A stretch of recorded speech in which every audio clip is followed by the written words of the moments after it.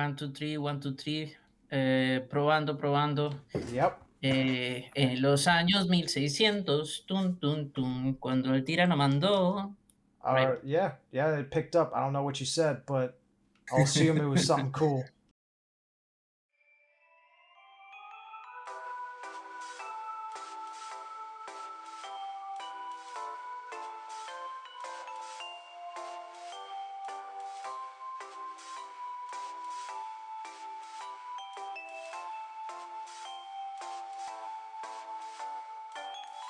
Seven. You are episode 7. Okay. Lucky 7. Lucky number 7. That's right. All right. Hello, everybody, and welcome back to the Spice Cabinet. We are on episode lucky number 7. I'm joined here by artist and webtoon creator PanelaDaddy. It is wonderful to have you on, sir. How are you doing today? Hi, thank you very much for the invite. I'm very, very happy to be here. I've been looking forward to this point of the week all my week. So it's really just I'm peaking here. I'm peaking. Really happy. Really happy. That's great. I'm glad you're happy to be here. I'm glad to have you. You are actually the first guest on here on this show that isn't Wow. somebody that I already know. All the prior guests have been people I've been friends with for a couple years now. So I'm excited to have you on. You're a first for this show. Thank you. And a new friend. Yeah, friend. exactly. Count me as a new friend. Exactly. Now that you're here, I've made a new friend. So previous statement doesn't apply. But why don't you, since you're here and we're just starting, why don't you tell the people, just a little rundown of who you are, what you're working on, and all that good stuff. Sure. I used to work as a librarian. I still have that little hat on my closet. I moved to the States recently. I'm from Colombia, Tierra Querida. And I always loved the digital arts. So as soon as I got out of my job and I came here, I thought, well, why not a career change? And I started to work on webtoons. Right now, I have a small project called 1 Hour More, which is kind of more autobiographical than anything. But I have also 2 other works I'm like currently baking on the oven. I love sci-fi. I am kind of like a nerd for like Star Trek, Star Wars. I'm kind of like writing historical materialism, science fiction, fully automated gay space socialism. Do you get my vibe? Yeah, that's an interesting set of genres you got going on with. But so is that sort of like writing? Is that writing for a story you wish to tell? Yeah. Awesome. I've been having this story for 2 years. It's about a possible future for humanity. I was like thinking, we have sci-fi. There's a lot of sci-fi, but I've not seen Colombian sci-fi so much. Mm-hmm. So I started to write, how do I imagine my own hometown in the year 3000, kind of like in Futurama settings. Do you get it? Yeah. I understand. That's interesting. That has to snowboard a lot. Yeah, no, that's cool. I'm very excited to see that actually come to fruition when you start illustrating and putting it out. Yeah. I have read through all of your current webtoon, the more like you said, the autobiographical one, biographical. That's the word. Yeah. And it's just me doing silly things. Yeah, and I like stuff like that. There's a lot of webtoons out there that sort of thrive on sharing just the personal thoughts of the creator. First one that pops in my head is that creator Owl Turd Comics. I've read that too. Yeah, he's fun. He's gotten through the years huge following just from doing that. So, but what I really like about yours when I read through it is you've got a really striking use of color. You're not afraid to really play around with the colors, the composition, and change things just for the visual appeal of it. And yeah, if you guys, I'll put a link in the description, but if you guys want to check out PanelaDaddy's webtoon called 1 Hour Plus, That'll be down there. Really good use of color and layout, and a lot of interesting introspective thoughts into his brain. And hopefully, after this Spice Cabinet, you'll be interested to see what he's thinking about more through that comic. And you'll make me really happy. Really, really happy. Yeah. Make my day. Yeah. Exactly. You'll make his day. What more could you ask for? Is there any particular sort of sci-fi things that you like? Maybe is that a topic you want to start with for drawing? That would be fun. That would be fun, actually. I love spaceships. Mm-hmm. I grew up with my dad just putting Star Trek all day long. Okay, The nice. living room TV. So I was also actually thinking for my webcomic, it's called Auto Soul, Mm-hmm. Automatic Soul. I was thinking all spaceships should be organic, like maybe a whale living in space like or a tree living in space. biomechanical. Yeah, for Okay. sure. All right. Yeah. Let's do that then. Let's do biomechanical sci-fi. Well, That sounds so cool. all right. We'll both draw something like that. I actually have a plan B, so Okay. let's put that on the table. I was thinking, well, I'm watching Delicious in Dungeon. I am too. I am too. I So, absolutely cool, love that right? show. Ugh, It's great. so happy. Yeah, Ryokoku really does great monsters, and as I've said you, I love the monsters you draw. Thank you. I appreciate So that. I was thinking maybe if we later we have like a couple of spaceships, we could draw like cute monster girls, cute Sure. monster boys. Yeah, That yeah. sounds really fun. All right, so Yeah. let's start with our sci-fi biomechanical stuff, and then whenever we feel like it, we can move on and do some cool little monsters and stuff. Yeah. That sounds like all things in my forte that I love to draw. Yeah, me too. Me too. I'm really looking forward to it. Yeah. So, what do you think about sci-fi? Oh, I love it, man. Sci-fi is one of my favorite. Sci-fi is very broad, but like I love dystopian sci-fi settings. If my comic is in that setting, it's set like well over 100 years into a very different dystopian future. I love the setting. I love the concepts it can bring with a story. So yeah, we're definitely on the same boat of interests in that regard. Same hat. Yeah, same exact hat. I love that stuff. But I love horror, and I love fantasy, real creepy body horror type stuff. So for my story, Where the Humans Go, I just kind of decided to combine the two into one story, both genres. I have all my creepy fantasy body horror monsters, and I just threw it in a far future dystopian sci-fi cyberpunky setting, and so yeah, love both of them. I love both. Yeah. Oof. I want to like buy the Junji Ito collection. Mm-hmm. Man's amazing, really. Oh yeah, his work's great. Yeah. I've loved the Tomie especially. Such a girl boss. Such a girl boss. But actually, I'm really interested in like the part of monsters becoming human and human becoming monsters. Mhm. I love that division. That's why I've been vibing so much with Dungeon Meshi. Mm-hmm. Such a great story. If you have the opportunity to read the manga is great. I've been only watching the show, but ever since I've caught up with it to the latest episode, I've been thinking that I really probably will pick up the manga at some point. Because I also watched a video on YouTube. If I can find it, I'll put it up on screen. It was about some artist. She was going over the different, like the wonderful character design of Dungeon Meshi, and like I just love the variations of character designs, and like the author really put the time into like writing a whole ecosystem for the dungeon, which I think is super interesting and something I haven't really seen from fantasy before.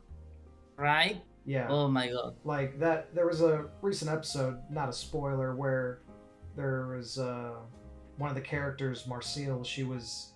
She and Faline were talking about, just the whole ecosystem of it and how like the ecosystem of nature is like pretty much the same as it is in the dungeon, just different. I was like, that's so fucking Mm-hmm. cool. I've never like seen anyone explore that in a fantasy setting before. Right? Yeah. I really love that scene too because the scene is about like thinking of the dungeon like a biome, right? Mm-hmm. And usually when you world build, you look outside, like the bigger picture. Yeah. But then Ryoko Kui look at the microscopic picture. What if mana Exactly. was actually little tiny microscopic beings? Yeah. No, it's super interesting. It's like it. The world building is very specific. It's not really talking about the world building of the entire fantasy setting of the story. It's just here's the dungeon, here's how it operates, and this is basically what it's all about. At least as far as I'm into the show, I don't know if it branches out beyond that in the series as a whole. It has a lot of surprises for you. I Yeah, know you will enjoy it. I imagine the show has already surprised me a lot. Because in the beginning, I was uh, I was a little worried when I first started watching because they were talking about like I think it was they were specifically saying about their first deaths or whatever. And Mm-hmm. a part of me was like, oh, does that just mean there's like no stakes in the show? Like a character can't die because they're gonna like respawn like a video game. And then they reveal that's not actually how it works. It's literally just that the dungeon won't let your soul leave your corpse if you die. Yeah, I was like, oh, that's so fucking cool. it That's is. it's like It's kind of scary. yeah, no, it's very scary, but it also immediately like hooked me even more into the show. Because until then, I was just like, oh, okay, so it's just kind of like a dumb fun show. And then when they brought that point up, I was like, oh no, there's a lot more to the world building here than I gave it credit for. It is. There is a lot of depths in that dungeon, Mm-hmm. and I love really the world building aspect. If you give me anything with a great world building, I'm hooked. Yeah. Really hooked. Oh yeah, for sure. And not only the world building is great, but also the characters are really good. Yeah. Um, you know, I think everybody. I don't think there's a single character that I disliked. Um, like Senshi is really interesting. The main character guy is interesting. I forgot his name. Laos. Mm-hmm. Chili. I like Chili Chuck. He's just like a little fucking guy walking around. He's Like, like, I don't fight. I just pick locks. So yeah. If I was like somebody, if I was in that setting, I would probably be kind of like chill, chill. Just leave me work my work, okay? yeah, just let me do my thing. You guys get your hands dirty. I'm gonna sit back. Um, very much, I see a lot of like D&D sort of inspired stuff in it, uh, which is neat.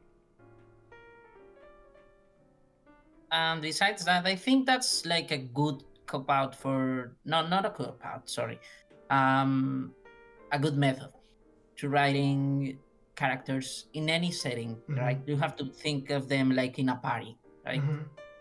Because I've seen authors that kind of use characters as come and go. Just yeah, we need a conflict today, so we're going to write a conflictive person, Yeah, right? yeah, yeah, yeah. You see? That can be an issue with a lot of stories, where characters are sort of only used as like they're more caricatures than they are actual characters. Like they're kind Yeah, of devices. they don't go beyond their stereotypes. And when writing stories, like if you want to have like you said a character that creates conflict, all right, that's like level one. That's like your starting point. Now you have to go into the why. Like, why does this character create conflict? What do they believe in? What do they not believe in? Sort of, what's their philosophy on this part of the world and that part of the world? And like, there's so many facets that go into making them who they are. And to stay topical, like with Delicious in Dungeon, like sometimes the conflicts between the characters always arise because of their pre-established writing. Like Mhm. Laos, his like he was established day one to be fascinated with monsters and their biology and like eating them and all that shit. Like he loves monsters. It's like his personal little passion. And sometimes that leads to conflict because he lets his like love like his passion for monster biology to get in the way of like the mission or whatever, and it Yeah, creates some issues. But sure, but it wasn't. But it was like it's consistent with his character, and so you watch that and you go like, yeah, that I could totally believe that's something Laos would do. That's just good character writing. it is. It is, and you're going to have such fun with the manga later. Awesome. Yeah, I think I think I don't know if the first season's done. I think there might be Nah, one episode left if it's going by typical anime release schedule. I don't know if they're going past 13, but after the first season's done, I'll probably just end up picking up the manga and I'll start reading it because I really I really like it so far. which is a pity, actually. I kind of miss the days when animes would go for 56 episodes. Yeah, I, that's kind of why I love. I've been another reason why I love another show. I don't know if you've watched it called Freerin. BF. Yeah, Yeah, yeah. like it's at. I think it's at Oh, so beautiful 27, animation. 28 episodes now. I was like, damn, you don't see that anymore. Like, I don't see most like shows or even like animes anymore going up to 24, 25 episodes a season. Right?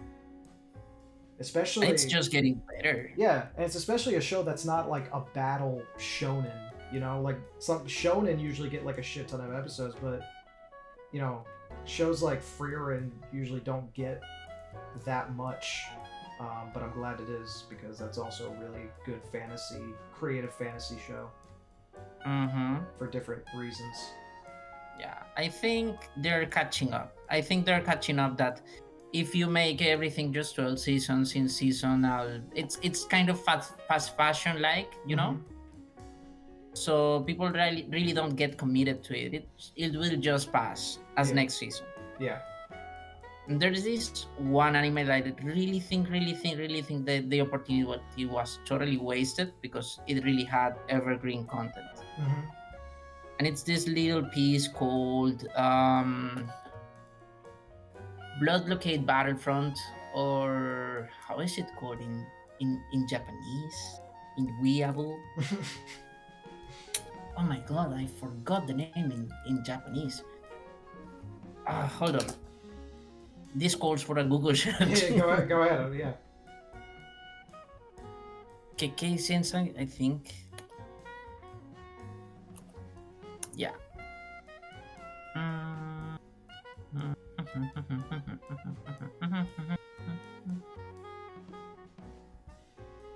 KK Sensei, that's it. It's about a disaster in the city of New York that brings all kind of monsters together, and it was kind of episodic in nature, Mm-hmm. but it had a plot ongoing. It was really good. It had one season. The first season was really plot cohesive. Mm-hmm. The second season was episodic as fuck, and I think that really threw it under the bus because I think if it was like one entire 24 episode seasons, it would go so far. Mm-hmm. Like it would be so memorable, but the time it passed between seasons, like it was a full 2 years, Oh, jeez. people lost interest. Yeah, People lost interest. that can be an unfortunate reality of a lot of anime because like I feel like not a lot of anime are gonna or just shows or in general are gonna have that sort of like Attack on Titan experience where they released one episode and then what was it like 4 or 5 years or not one episode one season and it was like 4 or 5 years before season 2 came out and it still hit explosive popularity because the first season was just that big. It was just that popular. Yeah, yeah. It really became popular, Yeah. which I love. Really, the manga has great artistry, but you don't usually see it every like adapted completely. That's the Hmm. thing. We are kind of not used to it, but I think it's going to be more common today. Not only because like people really want to get more invested in characters. I think it's because the streaming kind of distribution system, that's a plus of the distribution system. Yeah. You can get people hooked. You just have to like secure production. Hmm. I mean, I have a question about that. Yeah. if if you had the opportunity, would you like to see your work animated? Oh, absolutely. I think I mentioned this in, I forgot one of the episodes. But my dream is to adapt my work into an animated series. I would love to like to do that. That is Ooh, that's definitely something I want to happen for sure. dream big, dream Yeah, big. yeah, Really fucking go for it. that's the plan. You see a lot of, indie animation stuff going around, and that's great. Oh I yeah, mean, very very happy to see so many sort of indie, small like animated series getting made. Recent one, well, it was like Has Been Hotel. Then there was that other mm-hmm, one that came out recently with the Digital Circus one. That mm-hmm, one hit super big. So it's like I'm glad to see more indie creators getting the spotlight.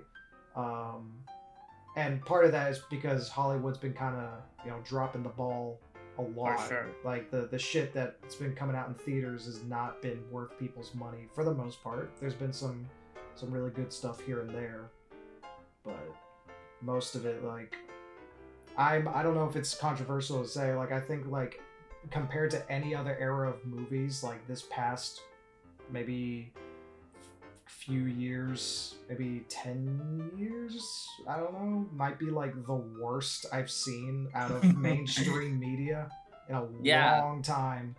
You know, yeah, I agree. like I agree. movies in the 2000s and 90s, like there were some stinkers, but like not to the degree of shit like Multiverse of Madness or like the recent Marvel movies. Like you wouldn't go to the movies and see something on the level of like the Marvels writing something that horrible.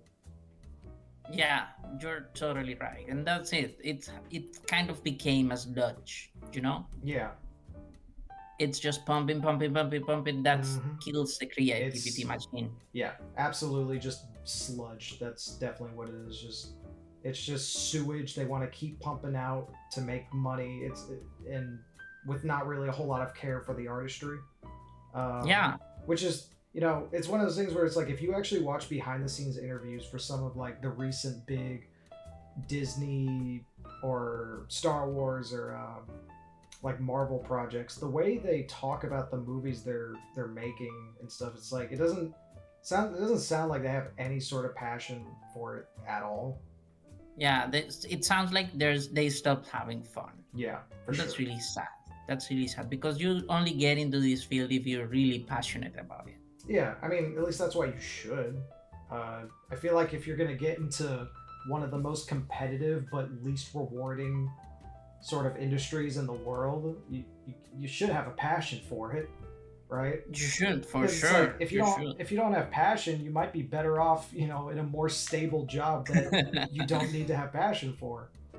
Because the thing about Yeah. the arts is it's not stable at all. Even if No, you're not at all. even if you're high profile, like that shit can like at any point can go sour on you and suddenly you're out of a job no matter And how it's big you proven. are. Yeah, it's proven. It's Yeah. proven day and day again that the thing that people want to do, if you want to do art and if you want to do anything, right? Hmm. You're going to go for your passion, and that's going to be your evergreen content. Yeah. But corporations don't care about that. No. And that really becomes kind of like the stalemate point.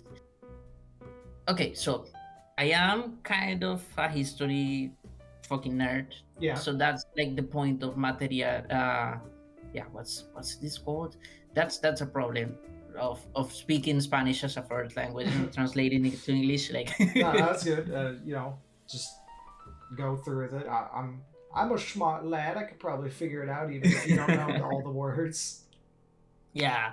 Okay, so this is a theory called historical materialism, okay? Mm-hmm.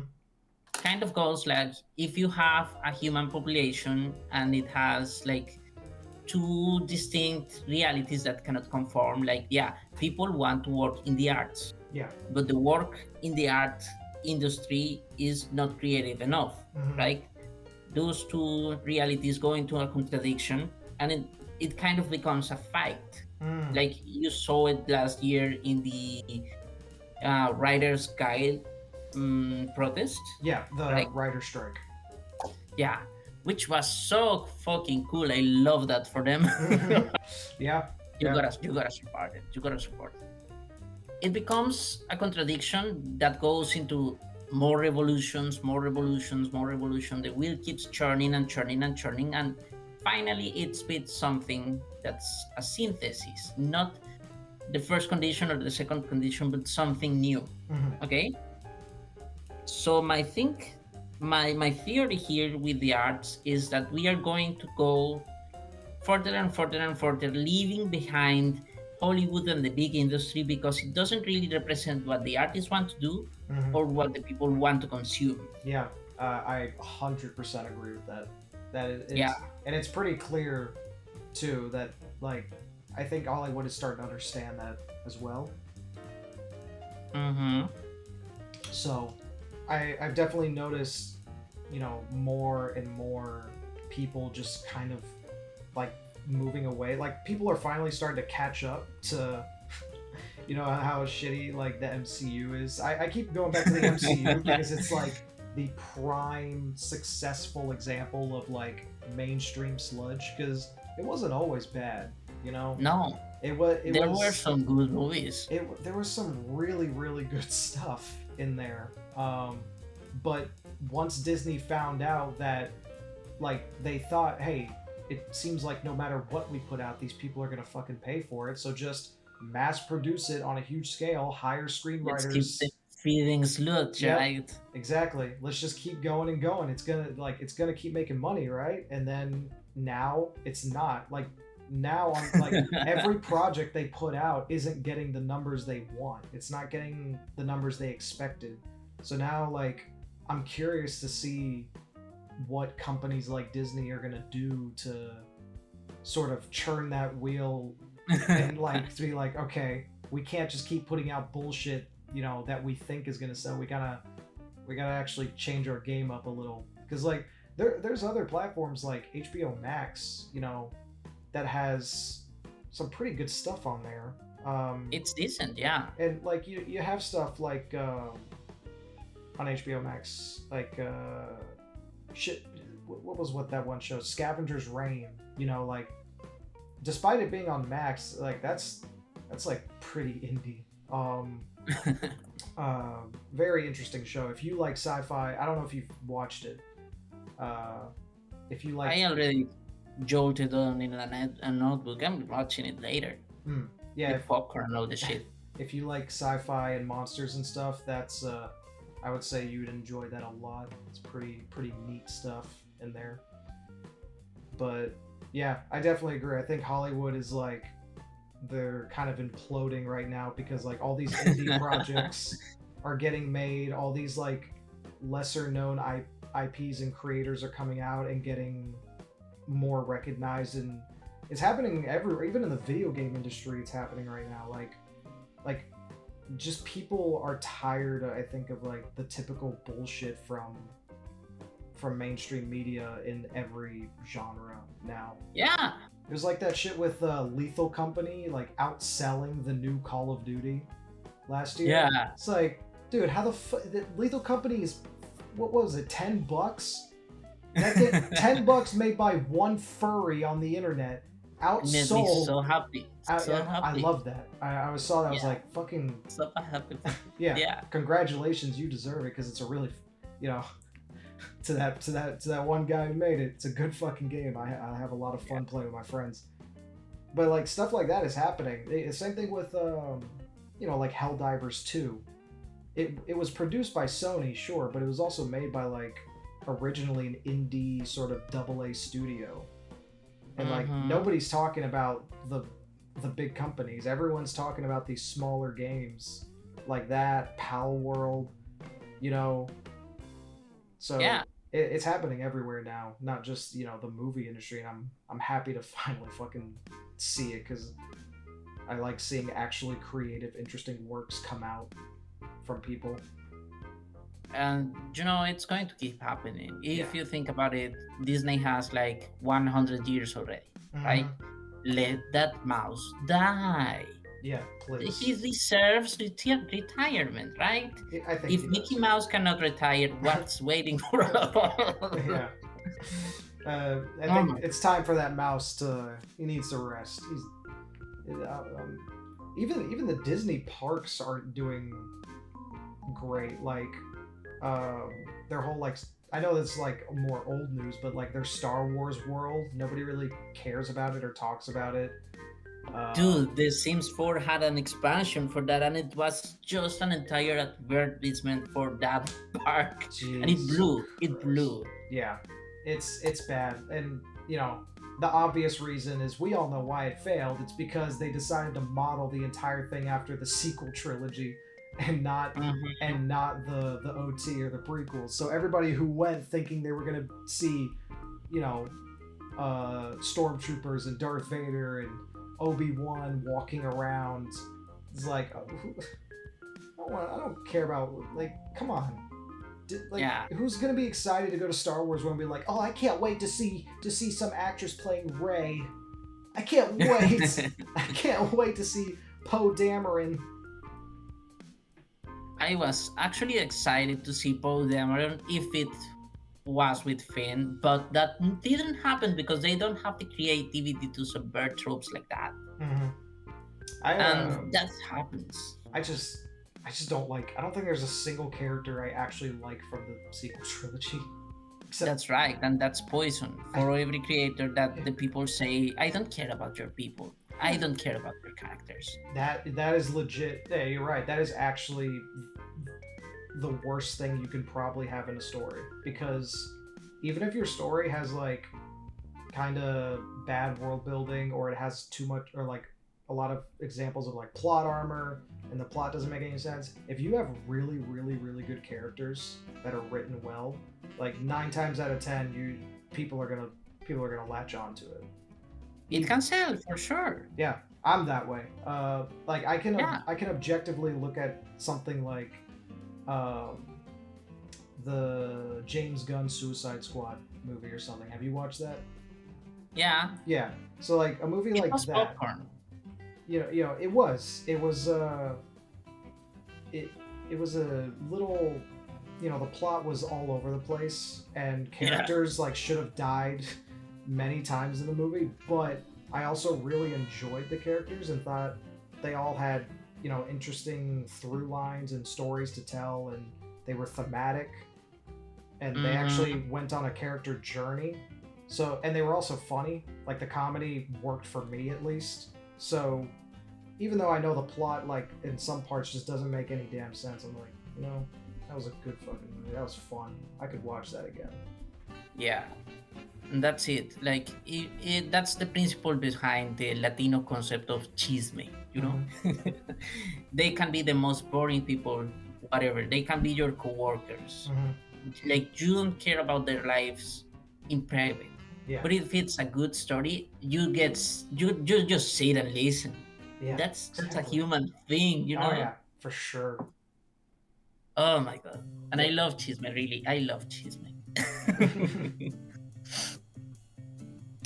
So yeah, I mean, I think we're going to as storytelling species, because that's what we are. Yeah. We're going to spin to that. I'm really excited about it. I think it's going to happen in my lifetime, and I'm really excited for it. Yeah. Yeah. For sure. Definitely. With I'm glad it's happening now when I'm at the ripe old age of 22. I can see hopefully Hollywood maybe burn to the ground a little bit, and then something much better and more creative rise from it, because Mm-hmm. I don't I go to the movies rarely anymore. I don't Mm-hmm. really care about 99% of things that come out. The last thing I watched in theaters was Godzilla minus one. Mm-hmm. How was it? Did you like it? I loved it.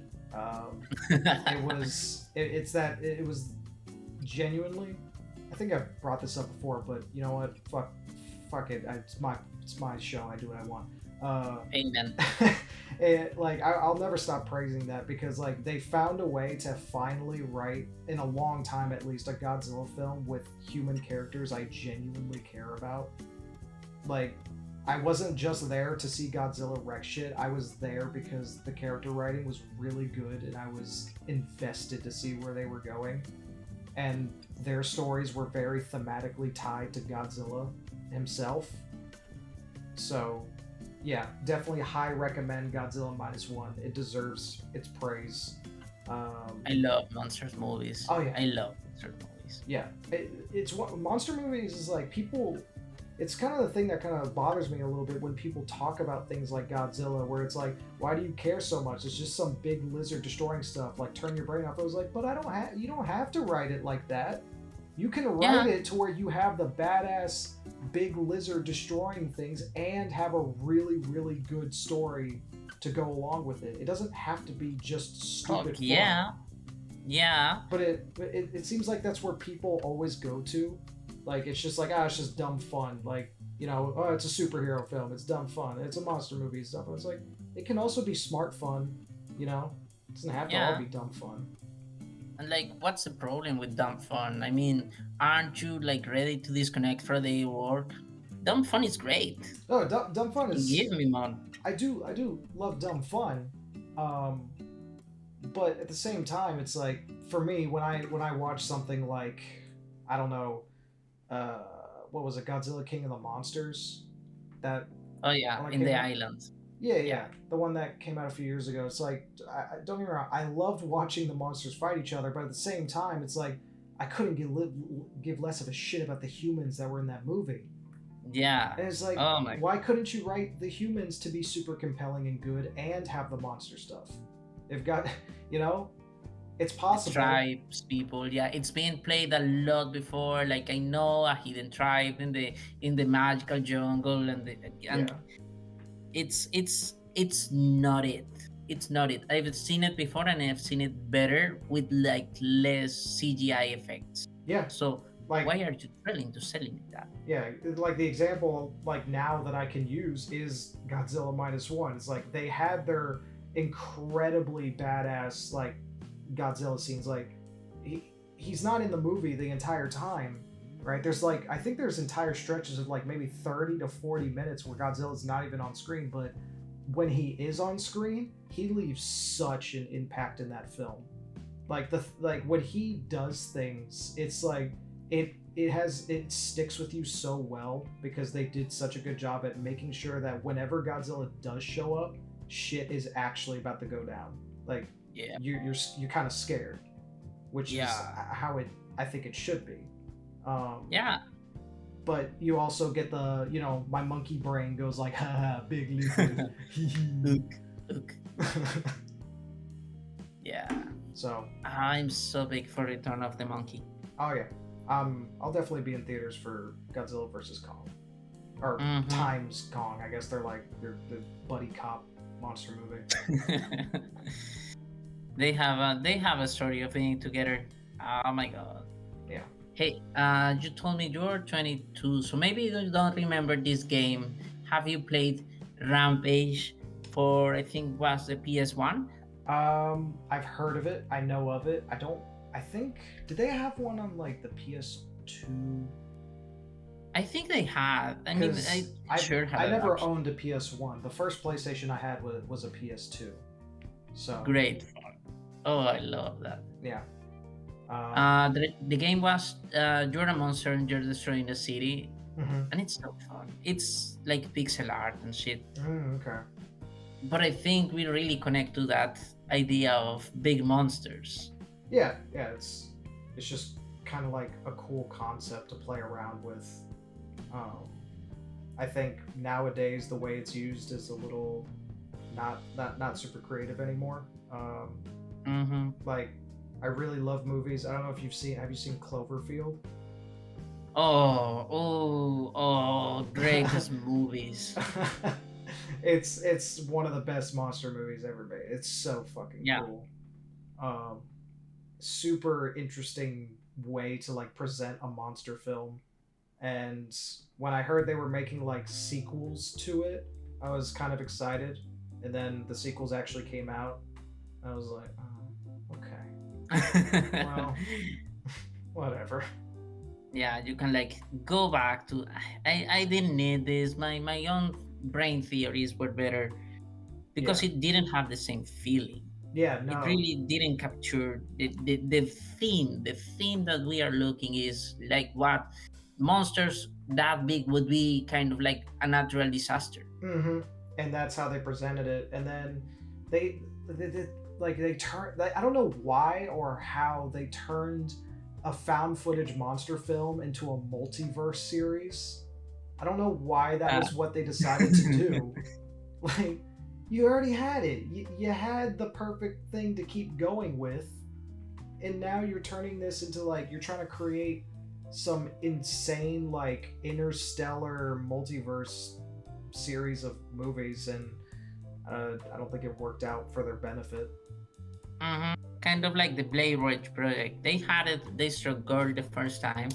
They just had to find a new vehicle for that theme. Mm-hmm.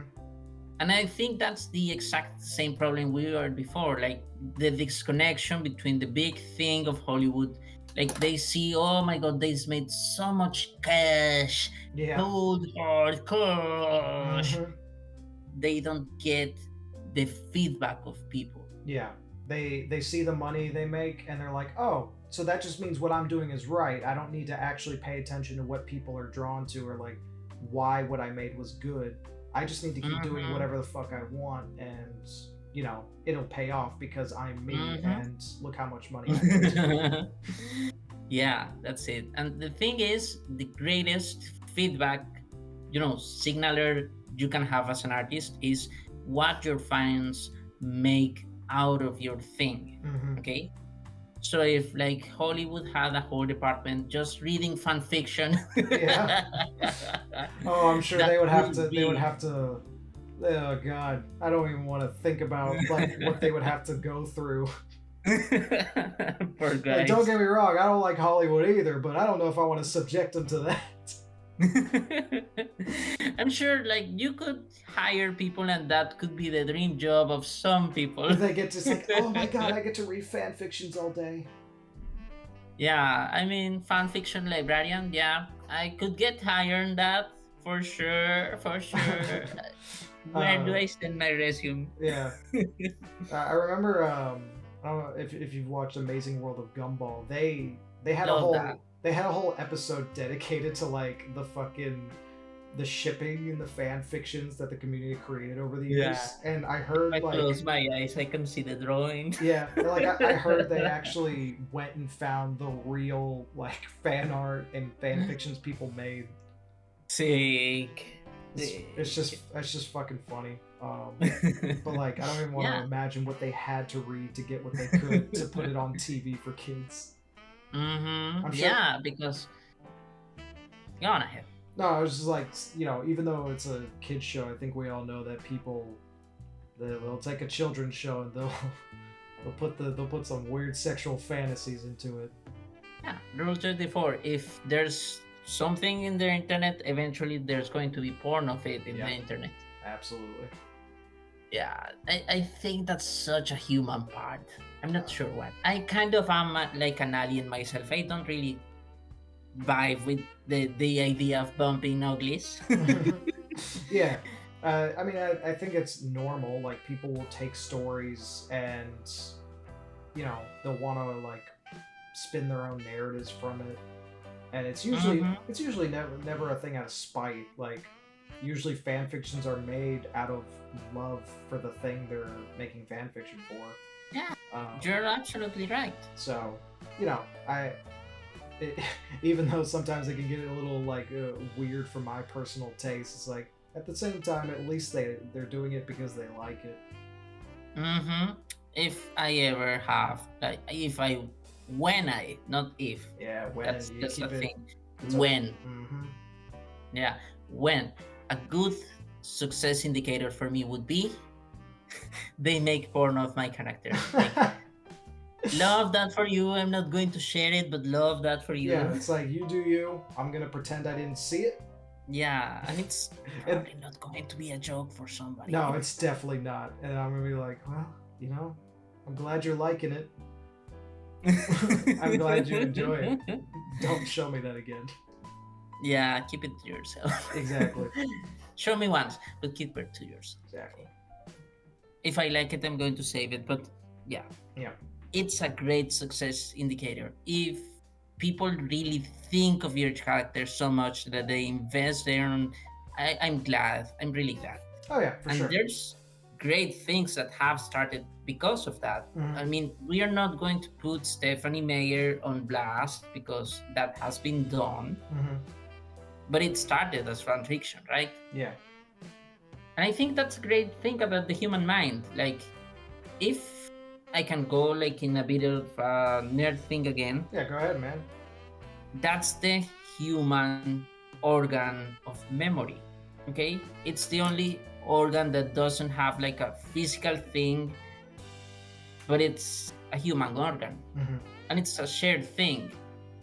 The thing is, animals don't have memory as we have, they just have retentive memory, but we have documental memory. We can like record something to watch it later and extract information from it, and that's a whole different evolution of the human brain. Yeah.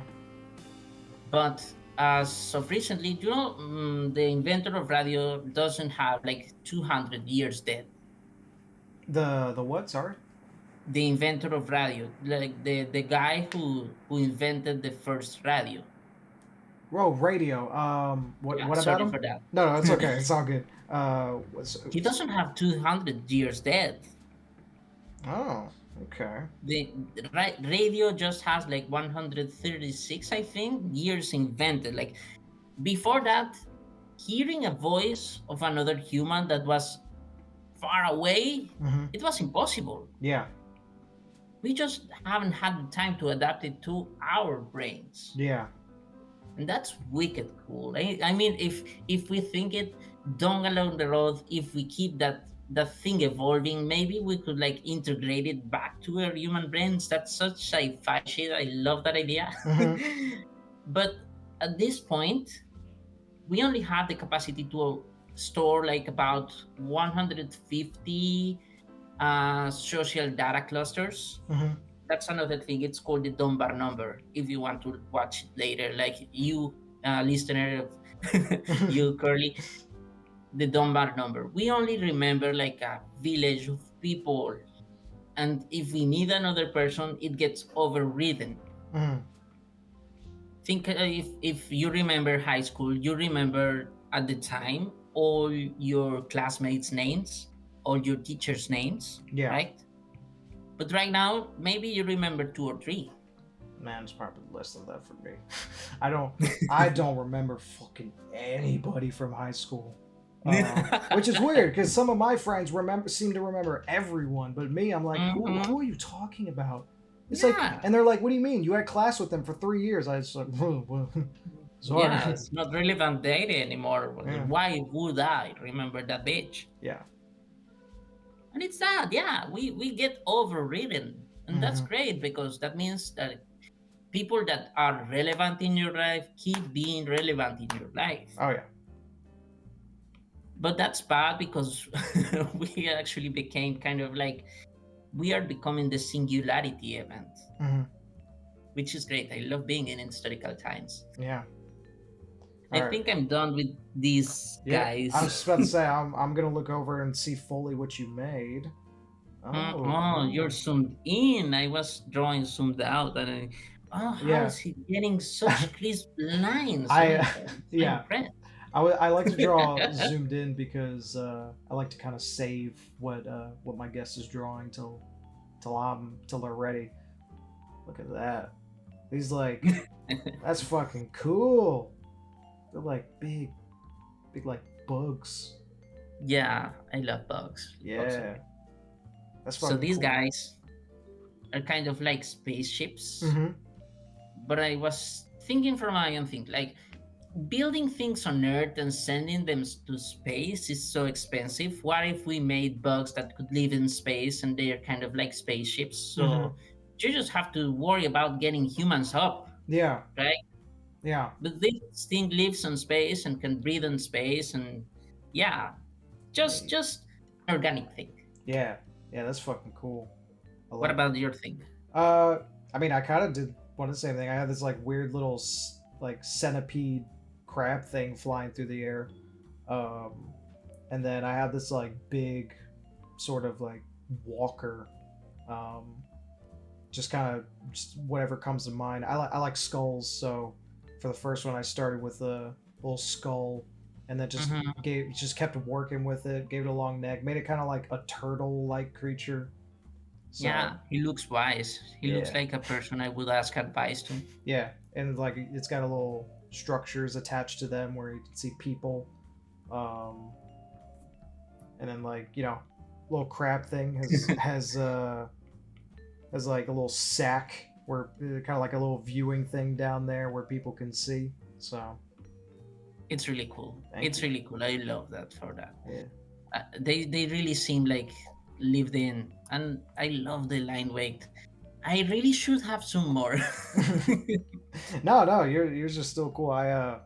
I tend to go a little too much with the lines sometimes. Like I just add a bunch of unnecessary hatching that don't really need to be there sometimes. But I love hatching, so It gives them depth. It really has a lot of depth. thank And you.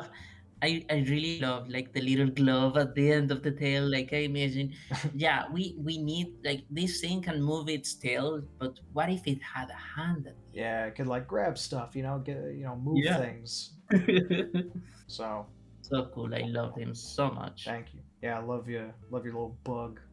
So does he have Yeah. like are those like wings for and like when it actually enters an atmosphere or something to like go move through the air? Yeah, if you think you can move in space with minimal resistance, Yeah, right? yeah. So the best things to propose yourself would be like electrical motors and Hmm. sails. Actually, if you watch Planet of the Treasure and the Treasure Planet, basically, I don't know. with I've never seen it. the Disney movie with John Silver and Oh, treasure. Did you say Treasure Treasure Planet. Planet? Okay, yeah, yeah, Yeah, Treasure yeah. Planet. Solar wind sails. That's such a great concept for Hmm. space. Yeah. So the thing is, whenever it's like on a situation where it needs to conserve body mass, it retracts the wings. Okay. Yeah, and whenever it needs like to glide and plane, it just gets out, right? Cool. Yeah. Yeah. Awesome. Um, I love how your bug has little people in it. I Oh, thank imagine you. my bug has little people in it too. Yeah, I can imagine like in the little eyes. I can Yeah. imagine that being like a place where people can actually be. You know. Mm-hmm. Um, yeah, super cool. So we've got our cool biomech stuff. What was the next one? Like little fantasy monsters. Yeah. Let's go with some. Oh, what do you want? What do you want to do? Hmm. Well, we could stay topical. What if we maybe we could go with our own like dungeon monsters? Something that we could make that would be in a dungeon. Yeah. Yeah. That sounds fun. That Awesome. sounds great, actually. All right. Yeah. You just put on the new canvas. Canvas. Oh no, we're just gonna do it here, man. Okay. Yeah, Cool. we've got space. We're gonna use it. If you like, you can Yeah. like just kind of select all yours and kind of just if it gets in Size your it way. down. Yeah, yeah. Yeah. I'm going to size it down a little bit. Cool. Yeah. Have you had guys playing Gartic Fun with you here? No, but that is a plan that I wish to do on Spice Cabinet. So for all you watching, yeah, I have plans to do Gardic Phone with fellas on here one of these days. Sign me in. If you have me, sign me in. Sounds That's great. so fun. I love Maybe that. Maybe we can do something with the Taddy Inc. Discord, um, Yeah. because there's a lot of great artists on there. So a couple of them are going to be on future episodes of Spice Cabinet. Got them on the list. So for your comic, do you have like a sort of specific type of story beyond the genre? Like, is it more of like an action? Is it kind of like psychological or like romance or something? Like, what's your plan with it? Okay, so maybe it's going to be your introduction to the genre Hmm. because I've not seen much representation. Like maybe you have, Hmm. but have you heard of the term Ijashike? Say it one more time. Ijashike. Ijashi gay. K. K. Yeah, No, I have not. I don't know what that is. fun words. Mm-hmm. It's literally goes as healing, and it's kind of more like, yeah, things you see to recharge yourself. Mm, Yeah. okay. So the thing I was thinking about the story, it's supposed to be a post-capitalist story, but not a post-apocalyptic story.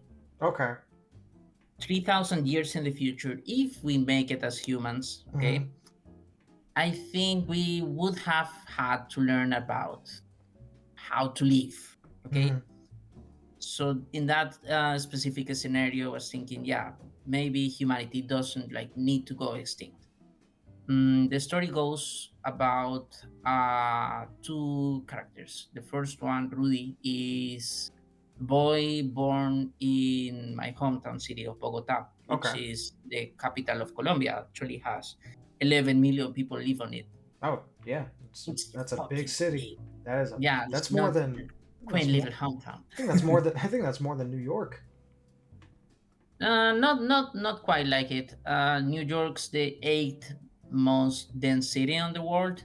Mm. Bogota is the number 30. Oh, well, New York's like what 20? Yeah, Oh, geez, you're right. Yeah, never mind. lot of people I'm live. not good at fucking geography. It's okay. Nobody's going to pay you My anyways. brother lived in New York for 3 years, and I don't know that. It's okay.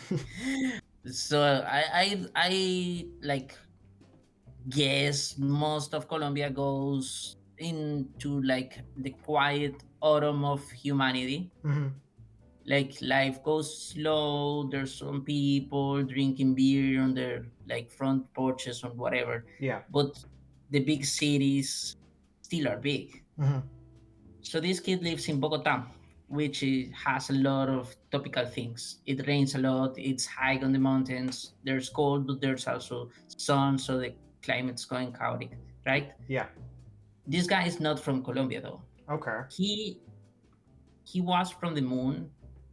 He was like in the stage of people like we live outside in space. We can live comfortable lives in space, right? Hmm. But before the story there was a big war and contact from the outside of humanity outside the earth has been cut for like 20 years, Okay. and this kid came in just before that. Oh. So Rudy is kind of it's he sticks like a sore thumb, Hmm. and people here in Colombia treat him kind of like an outsider. Hmm. As soon as communications go back, he is just aching to go outside. He doesn't feel at home here in the planet. Hmm. So he takes a mission to go in the first tripulated human colony Hmm. to the nearest star, which is Alpha Centauri. Hmm. Okay, the trip goes 40 years, so it's a one-way trip. If you're going out, you cannot go in, Yeah. and he's ready for it. But as soon as he steps outside, he becomes struck with the realization that I was an earthling. You know, I Hmm. lived all my life in this planet, and I even became accustomed to the gravity so much that this is making me sick. I Hmm. don't know what to do with myself anymore. Yeah. Then he knows the second protagonist, which is a veteran for the war, from the war. Mhm. The same word that cut communications from Earth and space. See, that's the thing. If you talk about your story in like big terms, you lose a lot of details. Yeah, yeah, yeah. Yeah, that's the gist. Okay. That's the gist of it. Neat. It's a story about a little guy finding his teacher and trying to navigate a world that's constantly changing around him. Yeah, I like that. That's a neat concept for a sci-fi story for sure. Um, Yeah, I like that. Very cool. thank you. Thank you. So Thank you. if you guys want to see updates on that, make sure you go follow his socials. And Yeah, uh, it's PanelaDaddy everywhere. what's the name of it? PanelaDaddy. Say it. Oh, you're talking Uh, about yourself. I was talking about the comic. oh yeah, but sorry. yes, Panela Daddy is that's him everywhere. But do you have a name for the comic itself? Yeah, I am going to name it Automatic Soul, Auto Soul. Auto Soul. Okay, Yeah, because nice. one of the concepts is that one of the first things we are going to invent, if we can, it's an afterlife. Mm-hmm. Like one human life, it's not enough. If you live your 60 years or whatever, and you can like download your mind, you keep one conscious, Mm-hmm. right? And you migrate to another body, another more resilient body, of like transmigration of the soul kind of thing. Yeah. But if you get really tired, you retire to like one of the Matrix things, Mm-hmm. an automatic soul. Okay. Yeah, that is definitely a concept that's been I've seen played around with in sci-fi before. The whole idea of if you like upload your brain to a different body, is it still you? Um, that sort of thing. So very interesting. High concept for sure. Oh yeah. Well, What do you think? Where's the soul on the human? um, I mean, I don't really think about it that often, but I guess like for me, it's like probably the brain. Well, it's kind of where all our thoughts and memories reside. So to me, that's probably where our quote unquote soul would be. Think the same. I think the same, but it's also a little bit more because um, you are not only your brain identifying its world, right? Hmm. There's also a little pieces of you that detect flavor and detect smell. And Yeah. if you like only keep the human part, the consciousness about it, it's just become like imagine how it is to being a head in a jar, like in Futurama. Hmm. You are also your sensorial outputs. I think that's a thing I want to like explore a bit. Yeah. No. Yeah. It's very sci-fi, very existential, very Blade Runner esque. So I'm very curious to see where you'll take those concepts in your own story. Thank you. Yeah. Yeah. Yeah. See, I was a lot of times, as I told you, I used to work as a librarian. Yeah. Great work, real fun work. All librarians live wild lives. Don't get confused. We are an exclusive club and we don't want to give No, all that gossip. I know a librarian who works at my local library. He's another comic creator, and Yeah. he seems to genuinely love his job. So Oh my god. Yeah. I'm kind of wishing I could like go back for it, but I also want to keep drawing comics for a living as yeah. long as I live. Like I had my taste of librarianship. Hmm. That can rest a little bit. Yeah, I'm the same way. I just if I could be doing this for the rest of my life, guarantee I would. Yeah. Mhm. Scrawny dude. Yeah, he's a he's a little thin. What's your diet? How you do it? Oh, it's the Egyptian cleanse. I mummified myself. Where you see, I lost took out like all of my internal organs, and then I poured salt into the open wounds, and then confined myself to a box for 3,000 years. Really simple, lost actually. 80 pounds with it. Very effective. Romans hate him. So, what's your favorite Souls game? My favorite. Hmm. It's tough. Oh, you like them all. No, I don't. I don't like them all. I haven't even played them all. It's just there are aspects of all of them that I really like. Right now, I mean, I really love Elden Ring. Um, just because I love how open it is, but at the same time, I also think that can be to its detriment a little bit sometimes. But um, my first experience with that game was really well paced. I never felt like I was too OP or too weak for anything. Everything felt really well balanced my whole playthrough. Um, but in terms of setting, I love Bloodborne's setting, like Oof, that dark, super eldritch, what happened? gory thing. Yeah, I mean, the Elden Ring one is the one that I haven't played, Hmm. but I really have it on my backlist whenever I get like a good setup Yeah, because I love open worlds. yeah, I've and played an absurd amount of Skyrim. I've tried playing Skyrim. I can't get into it personally. I don't know why. It's kind of dated already. Yeah, there's aspects of it that's dated, but I can see why people would really like it as well. Some part of it, it's because the inventory systems without mods, they get Mm-hmm. really clunky. It's Mm. not fun anymore. I cannot play it without mod. Mm-hmm. That is one part of it. But yeah, no, open world systems get me so into it. Yeah, Inquisition, Dragon Age Inquisition, could not drop it. yeah. A good an open world game that really does a good job actually like playing with the idea of being open world. Um, Mhm. Seems like there's few games that actually do that. Like a lot of games come out that are quote unquote open world, but a lot of the time Mhm. just like it's the classic phrase, wide as an Yeah, just a ocean, deep. gimmick. Yeah, wide as an ocean, deep as a puddle.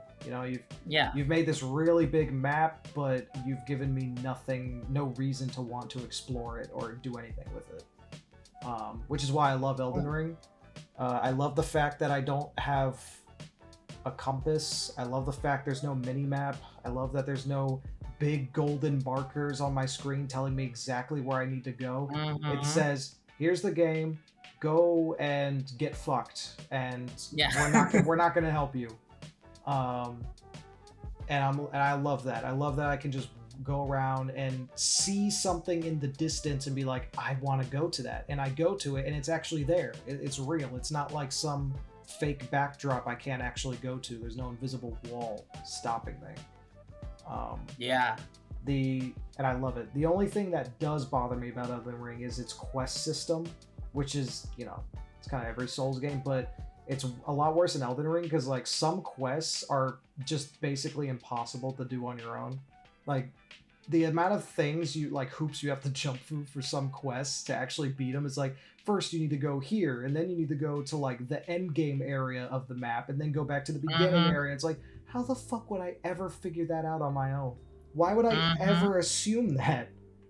Um, so that's my only thing. Like I just wish they would find a way to make the quests more, you know, easy.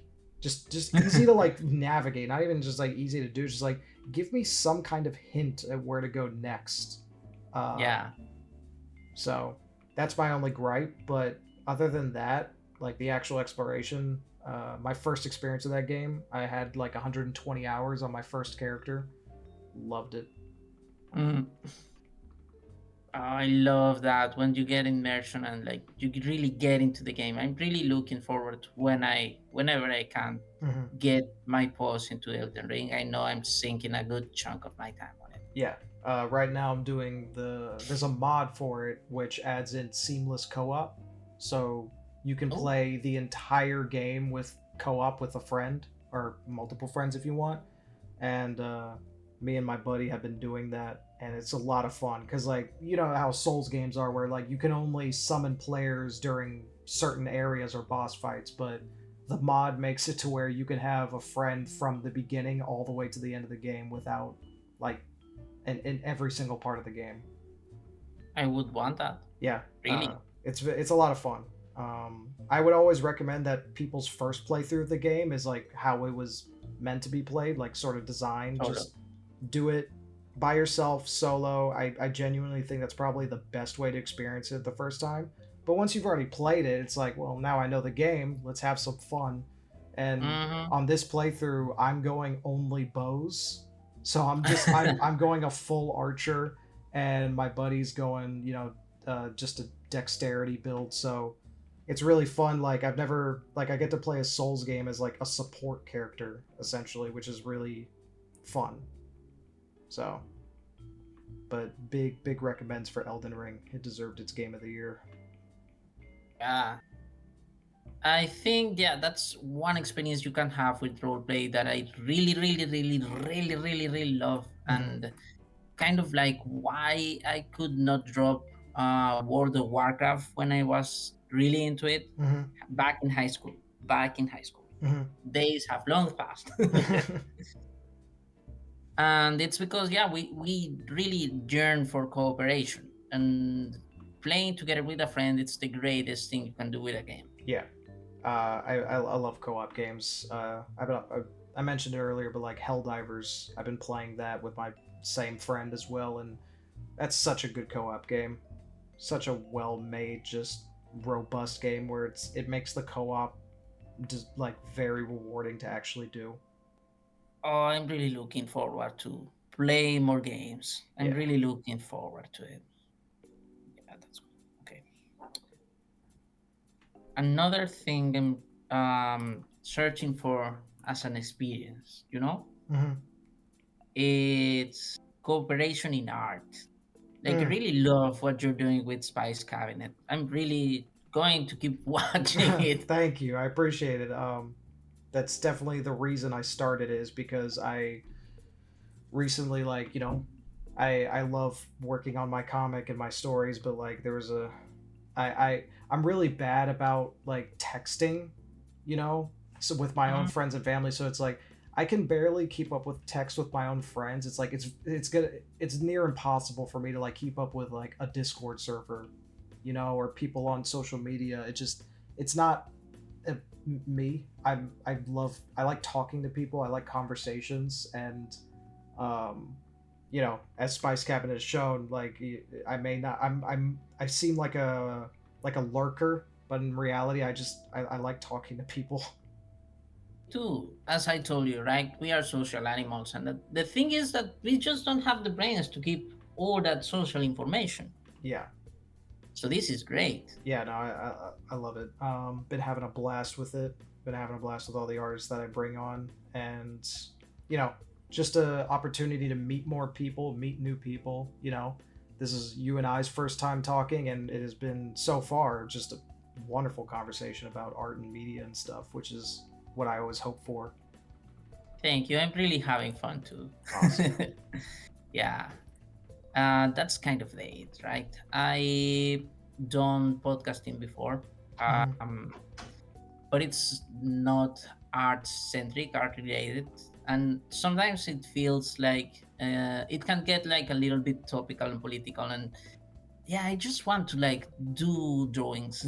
Yeah, yeah, and that's sort of part of the reason this show exists is like we don't have to get on here and a lot like um the episode 3 of Spice Cabinet, like the whole you were watching it. It's just Winnie the Pooh. That's the theme we went through for the whole Oh thing, yeah, and and I have so much Winnie the Pooh trivia. yeah, and that's me with my IRL friend.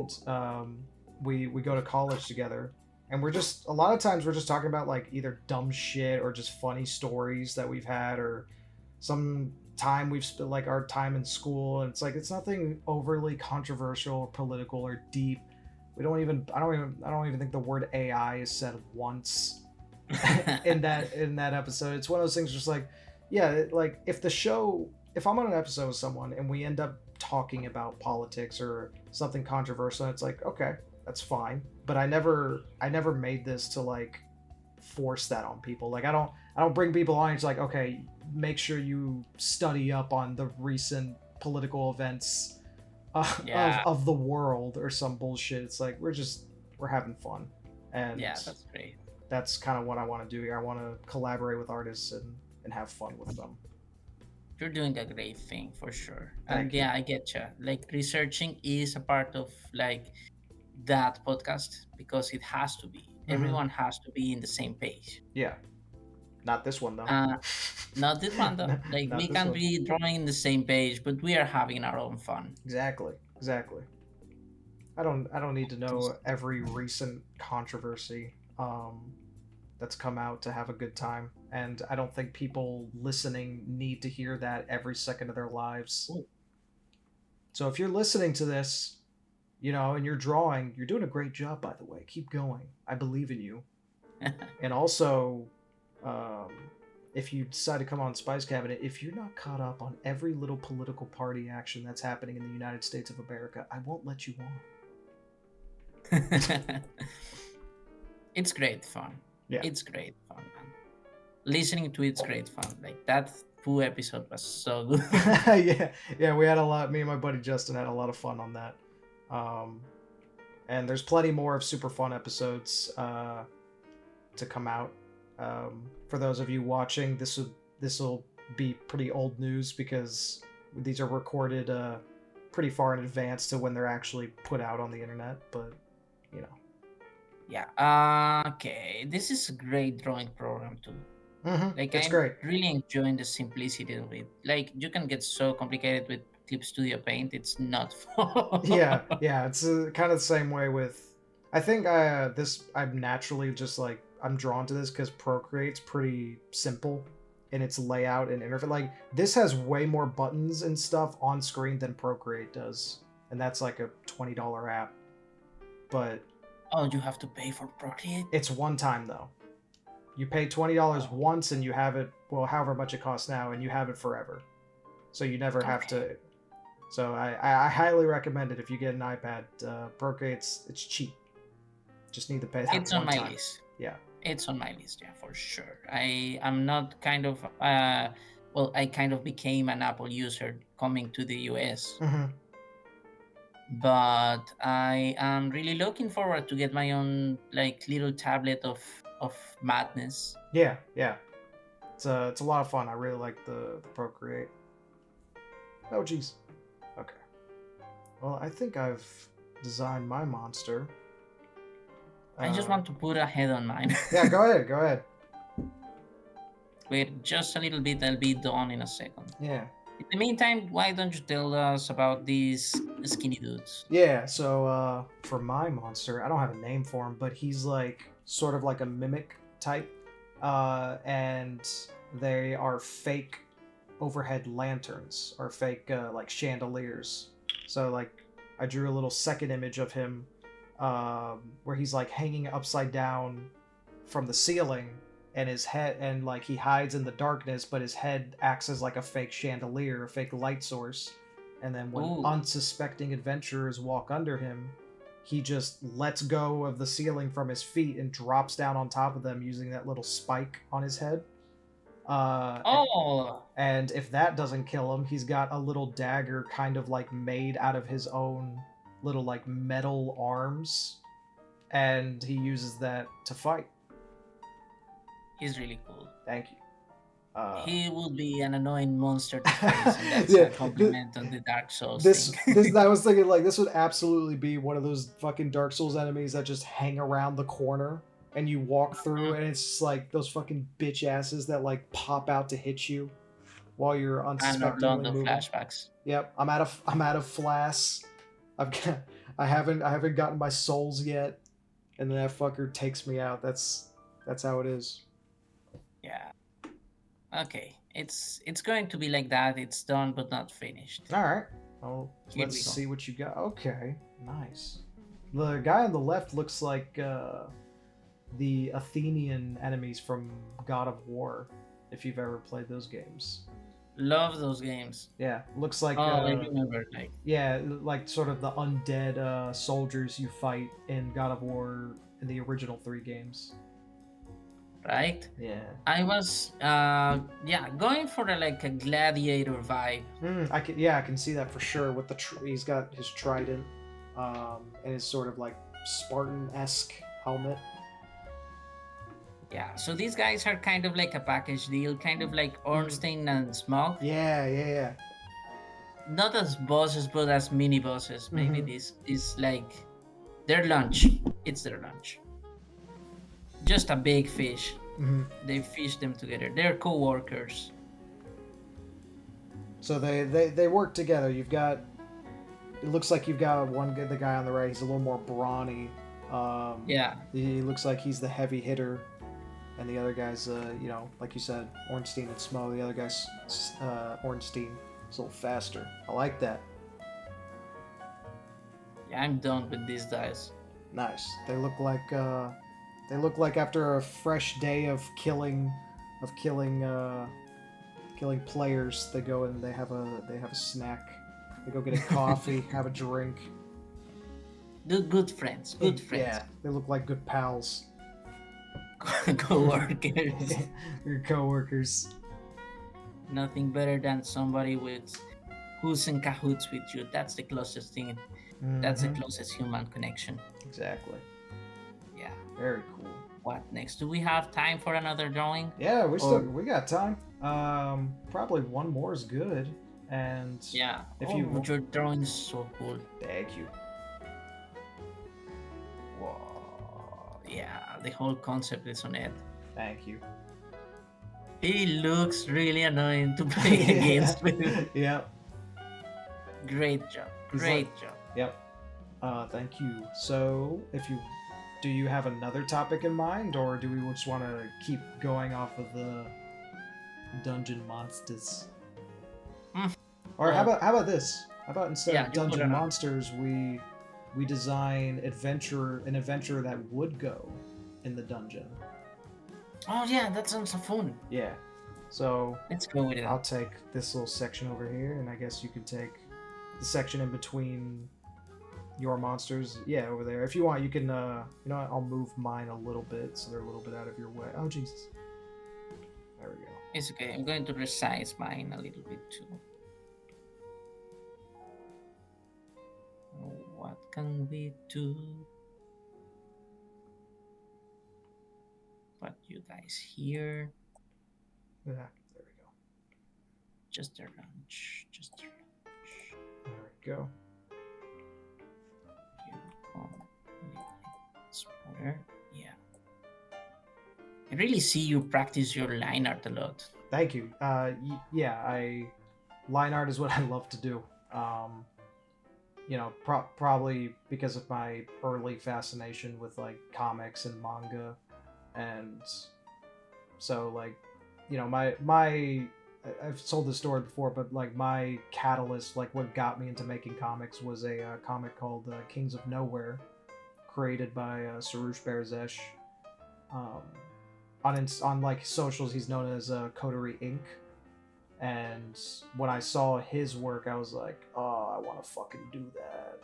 And Ooh, yeah, I am googling as we speak. yeah, he posts a lot of his work on Instagram regularly, but his line work is next. Like I use his brushes that he created for Procreate for my comic. Like pretty much all the work I do with the brushes he made, because something about them just vibes with me and connects with me.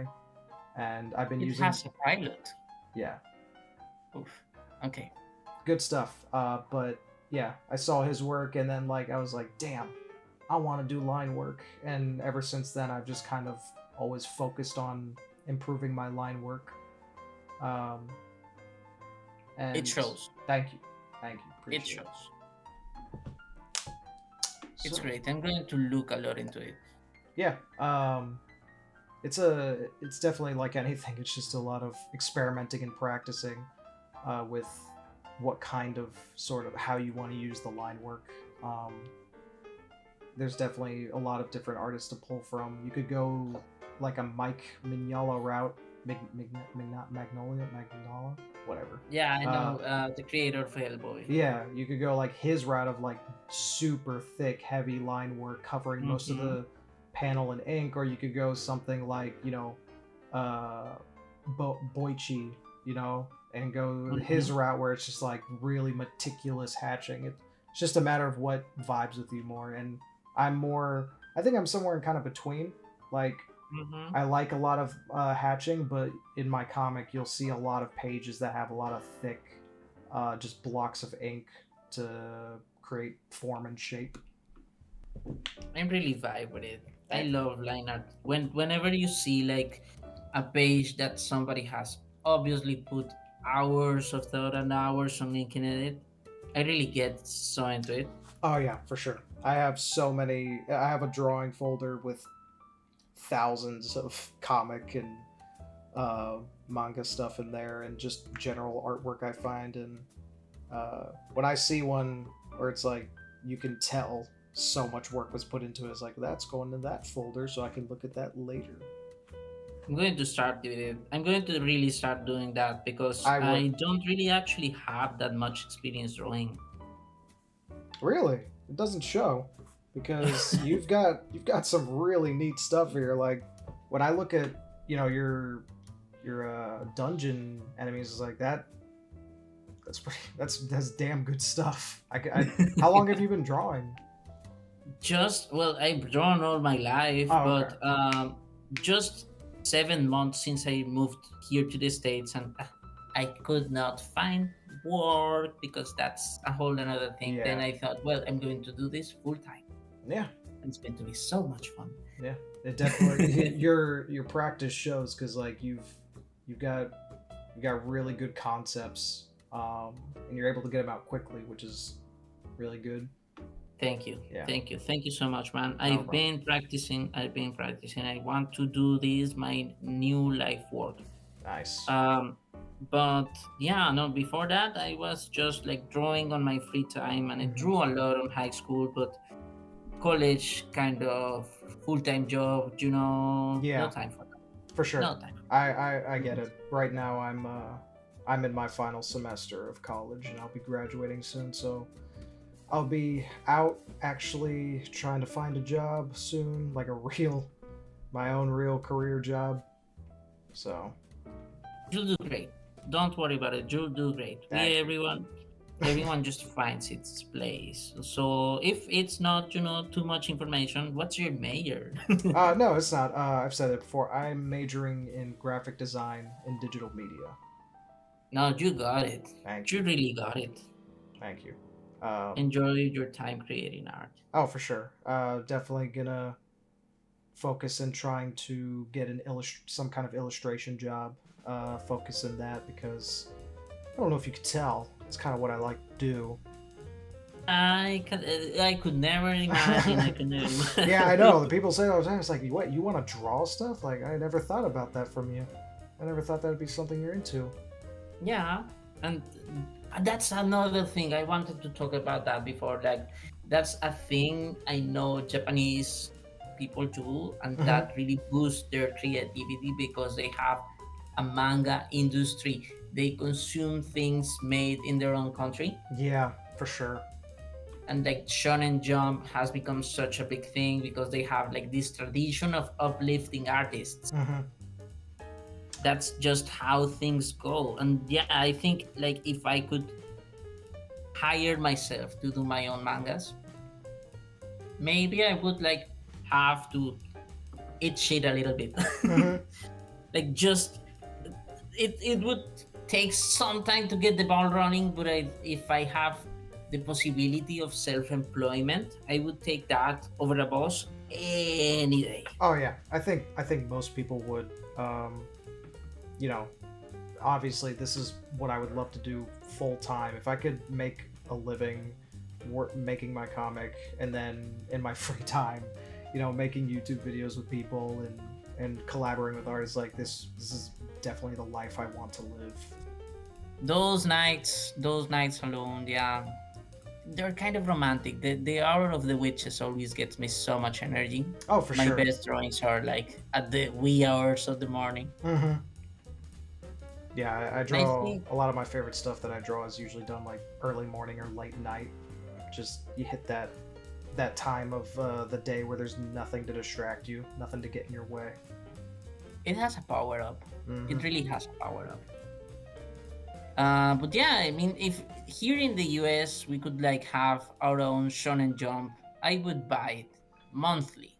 Yeah, I think now there's a lot more indie stuff coming out. There's I don't know where what part of the U.S. you're in, but there's in my I'm in Jacksonville, and it's not a city known for its super huge art culture, but there is an art culture that exists. Like I know there's a big zine culture here in in, in my part of the states, and my library has one of the biggest public zine connections in the states. So uh, there's something for it. So yeah, there might be some kind of small publishing thing in your area of the states. It's just a matter of maybe finding it, looking for it. You never know. Go for it. Go for it. If you Yeah. can't go for it, I think scenes are great. Yeah, zines are awesome. Zines are, I mean, they're zines can. What I love about them is that they can be whatever the hell you want, Yeah. and nobody can tell you it's not a zine or what you did isn't part of zine culture. It's like because it doesn't really have a distinct culture anymore. Like zines used to be sort of like this underground grungy thing, but nowadays, now that it's become a little more mainstream, it's kind of just whatever you want it to be, and Yeah. it's low bar of entry. That's what I love about comics and zines in general. Is like, to get into filmmaking, there's a lot of technical stuff you need to learn about cameras, and you need actors, and you need sets, and you need all these places to actually film. But with comics and zines, if you've got a pen and paper, you can make one. Nothing's stopping you from making one. It can be damn good too. It just depends on. Yeah. It's all about execution. Yeah. And that's such a plus. I mean, a con of it, you could say that being like such an alternative medium, it has a requirement for entry, but for the consumers. Mm-hmm. You really have to be like a little bit of an indie underground bitch to Yeah, get into the scenes in the first place, for sure. and that can limit you. Mm-hmm. And as a creator, right? Yeah. That's why I'm really excited to that transformation that's happening. I would really love into the next years, like maybe if here, like a comic distribution in the system. Mm-hmm. And I was thinking, yeah, kind of like Webtoon tried to, but having the thing on paper, that's so much better. I it, As a collector. it's a different experience Yeah. reading a story someone made in a physical book put together for you to like you could take it anywhere and just open it up. Like it's a different experience, and it feels different reading it. Like it feels more you feel more of a connection to it rather than like reading it through your phone or something. um, which is why I can't wait to print the first volume of my comic because I'll buy it. thank you, I thank will you. fucking buy it. It's getting there. It's getting near the end. I'm about 160 pages into it, and Whoa. yeah, with the trajectory it's at, it'll definitely be over 200 pages by the time the first volume's done. And after it's finished and like fully edited and stuff, because I do want to go back and edit some of the earlier pages and artwork so it's a little more consistent. Um, then I'm gonna try and get it published however I can. Go get it, man. Yeah. Go get it. I'm really looking forward to it. One day I hope to get like a physical copy and my own library. Well, one day I hope to make that happen. Whether you know, it's through a publisher or I find a way to self-publish, it's gonna happen. do it, man, do it. Have it as a dream. Just my own paper bound copy. Well, if it happens, you'll know about it. I'll make sure to For sure. I'll make sure to let everybody know it's happening. Yeah, I'm going to keep on the loop, so just maybe I won't be like the first person, but I'm going to be Oh, one that's of the fine. That's first one fine. who No, gets it. I don't pressure anybody to buy it or even read the comic. Like, I have personal friends of mine who, you know, they support they like that I'm working on stuff, but I'm making a comic that's not a genre they're interested in. So it's like that's fine. You don't got to read it. It's not a No, big it's deal. okay. I like your stuff, and I like the genre you're in. Thank you. Thank you. Yeah. Uh, definitely a lot of fun. Excited. I'm excited to see what you create too with your sci-fi stuff. See where that's gonna go. Oh man, I really hope to get the gumption for it. Yeah, it's one plan. At the end of the year, I hope to be deep into it, like Nice. really say I'm over the 100 pages like you are. You are at the point where I want to be. Nice. Yeah. I mean, over 100 pages a year is definitely a lot, but it can absolutely be done. It took me. I started working on it in September 2021, so it took me a while.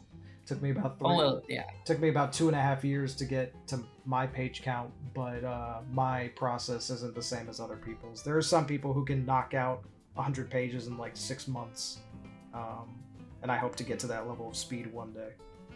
yeah, because that's like the industry production. But yeah, don't overkill yourself. Oh You're yeah, doing great. thank Yeah, you. maybe not 100 pages in a year, but have this story out. For sure. That's like my one goal. Yeah, that's I think the more healthy way of doing it. Um, Yeah. it's easy to get swept up under like the pressure of like really professional like huge artists, and easy to forget that at one point they were beginners too. So you kind of try to like force yourself to be on their level when it's just not really healthy or feasible. You Mm-hmm. just got to work at a pace that works for you, even if that pace is slower than other people. It's like the end of the day, if the work's really good, it'll pay off. For sure. And that's one thing I like. Maybe I started with like bit of an unrealistic expectation, but it's called 1 hour plus because I thought, well, maybe I can do 1 hour of comics every day. Mm-hmm. And that's the goal. That's the end goal. That's the dream. That's Yeah, why I put it on the title. yeah, But right now I kind of stopped for a while because I'm searching for a job to support myself. yeah. No, of course that Yeah. it's times are tough for everybody. So For sure. so It's okay. It's okay. Take your own time. Art happens when it has to happen. And hmm we need art to happen. Like that's a self identification tool too. yeah. So this little girl is going to be kind of like a rogue character. Okay. My guy's kind of like a ranger. She kind of reminds me of my sister. Oh yeah. Yeah, she is kind of Pokey's rogue. We were telling, we are three siblings. I'm the oldest one. You're the oldest. Yeah. Nice. I have two brothers. I'm the middle child. That's cute. Yeah, we don't really have that much difference between ourselves. So it's I'm 28, my sister is 27, and my youngest brother is just 25. Oh wow. Yeah, y'all have a much closer age gap. My older brother's 10 years older than me. He's Practically different generations. yeah, he's 31. I'm 22. My little brother's 5 years younger than me. So there's pretty big age gaps between us, but we get along really well. That's great. We, like any siblings, we get into arguments and shit, but it's usually over dumb petty stuff that we get over. Yeah. So Yeah. No, that's great. I mean, sibling energy is great. Hmm. But when you have like such a big difference, you can really like set yourself into the role, right? The Yeah. the oldest brother is the oldest brother, and Yeah. he has like, yeah, Yeah. yeah, that hasn't happened with us. No, because I'm y'all the are so close. oldest. It's like you're the oldest, but you know she's not that far behind. So it's like you don't have to pay for like every meal. Yeah, yeah, yeah, for sure. That's what happens here in my household. Like we are kind of more like twins. Mm, Maybe the youngest one feels a little left alone sometimes, but we always play together. We've always have, that's right? good. Yeah. And last time we saw each other, we said like, "Hey, we're kind of like the Powerpuff Girls, but you're not Blossom, you're Bubbles." Yes, I am Bubbles. Yeah, and yeah, no sibling dynamics. That's great. Yeah, If you can write effective siblings, you have a whole party for yourself. So write more stories about siblings. for sure. Siblings are. It's always funny watching people who've never had siblings write sibling Right? characters. It's like, oh come on, they don't act like that. That I doesn't have happen. not seen a single middle finger to one another this entire story between these two siblings, and that Unrealistic. makes zero sense. Yeah. Yeah. I got her story already. Maybe she needs to be done her look. Just barefoot. Oh no, wait, we are going to attract the food fetishists again. Just draw whatever. There's nothing you can do about them. They're going to happen. It's It's impossible for they're them not to they're happen. inevitable. You fucking freak. Yeah, you fucking freak. I'm talking to you, watching you little foot toe sucking lover. I know you're there. Ah! You little freakazoid. This is for you, my man. This is for you. We're doing this just for you. He hasn't. Whoever's watching, they haven't seen it yet because I haven't looked at what you're making just yet. But once they will, they're gonna fucking explode. Okay, okay, that's an enthusiastic response. I hope you don't explode literally. Oh my god, I love dungeon crawlers.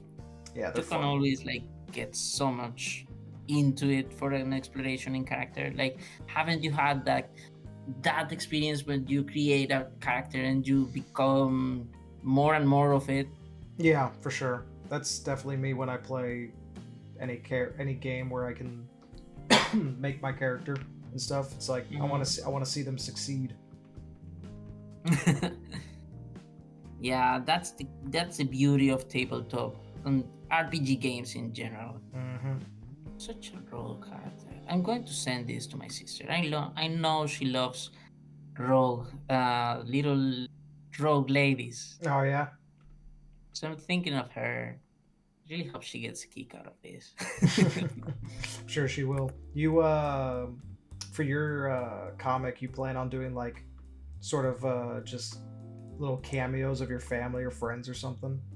Oh yeah, I think if you're a creator and you can like put your friends, you should put your friends. That's how I've done that already with the comic. There's some background characters that are like based off of my real life friends or their own OCs. Mm-hmm. I found a way to incorporate both of my brothers into the story, so it's a lot of fun to just put them in there, and they get to see that when you're done with it. They're gonna live forever in that way, and yeah, that's exactly what I'm doing. Yeah. The protagonist character actually, Rudy, Mm-hmm. it's kind of based in this same sister. Mm-hmm. Maybe that's a spoiler, but yeah, no, she already knows. Mm. She already knows. Nice. And even oh yeah, art always imitates life. Yeah, for sure. But what other kind of characters have you like? This character in your work really reminds me of that person. Mm-hmm. Have you had that inspiration moment of, yeah, no, you're going into it. You're going into it. Yeah, there was like for I guess for examples like my brother's like my older brother, he loves film. He loves filmmaking and writing for movies and all that stuff. That's what he wants to do. And my little brother loves working on cars, Oh, and that's he loved me and my little brother both drive like very old cars like from the 80s. those are classics. Oh yeah, I have an '88 Supra, and my little brother has an '89 MR2, um, and he loves working on them. I don't really know much about working on cars. Uh, I just like driving cool cars. But my little brother, he can take apart his entire car and put it back together. So like the natural thing is like, well, I put my little brother in the story as like a mechanic, and my older Mhm. brother, I put him in the story as like a military drone operator. It's like Oh, that's about as close as I can get to like incorporating a filmmaker into the type of story I'm trying to tell. yeah. So, and I've got another buddy of mine who owns a restaurant in my town. So it's like, well, I'm gonna put him in as a cook on a military base, like you know, just sort of like finding ways. Like it's not even finding. It's just like I need a character in this role. It's like, well, I've got someone like that in my life. I might as well just make the character based off of them because they already You're going to exist. have a cameo. Yeah, Yeah. I love that inspiration stuff. Yeah, Really. and I do the same thing with like a bunch of my other friends, because I play D&D, and my first D&D campaign I ever played was last year, beginning of last year, or maybe even end of 2022. I forgot when, but it was recent. I'm more of a newish D&D player. I've only been doing it for about a year and a half, and I loved it so much, and I had such a great time that I found the way to write in my entire D&D party in the story as like Chimera, which are the monster characters in my story. Mm-hmm. So a lot of interesting ways to get interesting sort of characters and concepts in your story that are just based off of things in your life. Yeah, it's derivative. That's the reason. Yeah, it's a memory, organ of it. Mm-hmm. It's derivative. So whenever you see like somebody making a very specific character trope, it had to have an impact on the creator. Say it one more time. If you see something, anything in art, you see detail in it. It has captured the attention of the creator before, Mm-hmm. and that's a testament to it. Like maybe art creates itself every time it's observed, it's watched, it's experimented. But the fact that somebody pay attention to it and really put their own soul into it, even if it's the foot fetishist things. Somebody looked at that feet for hours. Somebody looks at that foot. They pause the video as soon as when I put that camera on. Like I still haven't looked at what you've drawn yet. So when I do, they're gonna pause that video for hours. Yeah, no, I'm sorry. That was just the example I had in the top of my head. We're blue balling them over here. Oh boy, oh boy, oh boy. Well, whenever you got your Patreon. Yeah, I've got exclusive foot stuff on my Patreon. I don't. I just want their money. Yeah, subscribe to Patreon. Subscribe to my Patreon. You get exclusive early access content.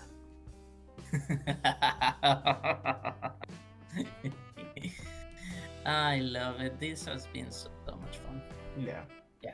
I think I'm done with her. All right. I'm about to finish up my gal as well. I'm just drawing her without all of her stuff on her face. She's just fighting for it. I know she's having like a hard time in the dungeon, but she's fine. I send a little thing. All right. There's mine. I'm gonna name her.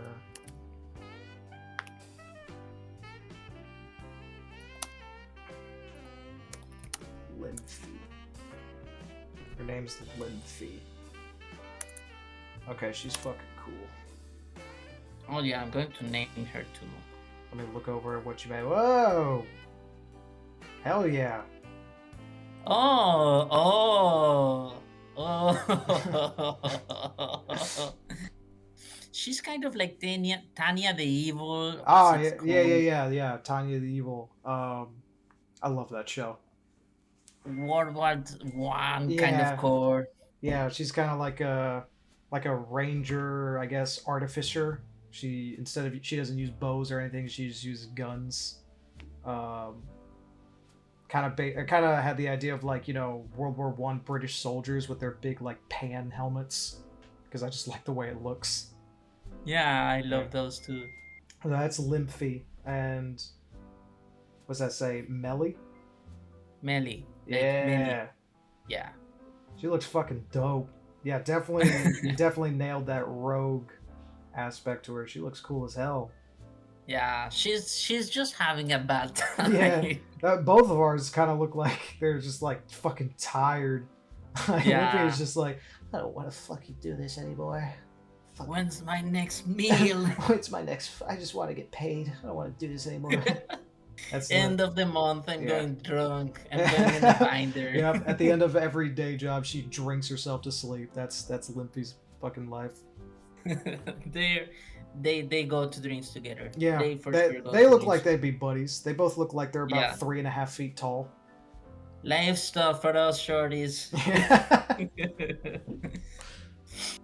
Thank you. I had so much fun drawing today. Yeah, dude, it was awesome. Thank you for coming on. Had a lot of fun talking to you about all this stuff about art and media. Could talk endlessly about the shit that goes on with that. Um, but yeah, seriously, thank you for coming on. Had a super fun time. Before we go, make sure you tell everybody again who you are, what you're doing, what projects they should be keeping an eye on. Sure, I'm going to plaster it here. Go ahead. PanelaDaddy. It's PanelaDaddy everywhere. Panela, it's sugarcane compresses. So back in Colombia, Yeah. if you didn't have the money for sugar, you got panela. Okay. And I would love to be everybody's sugar daddy, but I don't have the cash right now. Subscribe to Patreon. There you go. Subscribe to his Patreon, and then It's he'll. PanelaDaddy everywhere. Awesome. I'll make sure to put all your links in the description, so everyone will have those. Make sure you go follow his work. Go check out his webtoon, 1 hour plus, and keep a close eye on his future comic that he has in development.